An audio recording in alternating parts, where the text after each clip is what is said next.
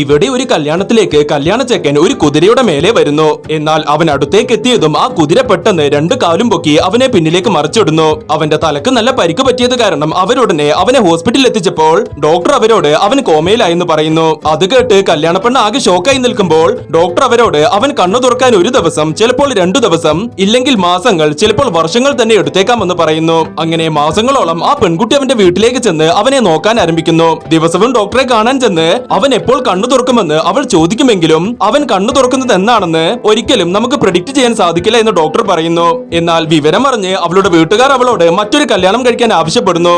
എന്നാൽ ഒരു പരിധി വിട്ട് അവളെ കൊണ്ട് പിടിച്ചു നിൽക്കാൻ സാധിക്കാതെ അവൾ ഇപ്പോൾ മറ്റൊരു കല്യാണത്തിന് ഓക്കെ പറയുന്നു. ഇതേ സമയം ആ പയ്യന്റെ അച്ഛൻ അവിടേക്ക് വന്ന് അവൾ വെച്ചിട്ട് പോയ മോതിരം നോക്കിക്കൊണ്ടിരിക്കുമ്പോൾ പിന്നിൽ നിന്നും ഒരു ശബ്ദം കേട്ട് അയാൾ ഭയന്ന് തിരിഞ്ഞു നോക്കിയപ്പോൾ അവൻ കണ്ണു തുറന്നിട്ടുണ്ട്. എന്നാൽ അവൾ ചെയ്ത കാര്യം അറിഞ്ഞ് അവൻ അവന്റെ കയ്യിലെ മോതിരം എടുത്ത് അവന്റെ ചേട്ടന്റെ കയ്യിൽ കൊടുത്ത് അത് അവൾക്ക് തിരിച്ചു കൊടുക്കാൻ പറഞ്ഞെങ്കിലും പണത്തിന് ആവശ്യമുള്ളത് കാരണം ചേട്ടനാണെങ്കിൽ അവനോട് പറയാതെ ആ മോതിരം പണയം വെച്ച് അതിന്റെ പണം എടുക്കുന്നു.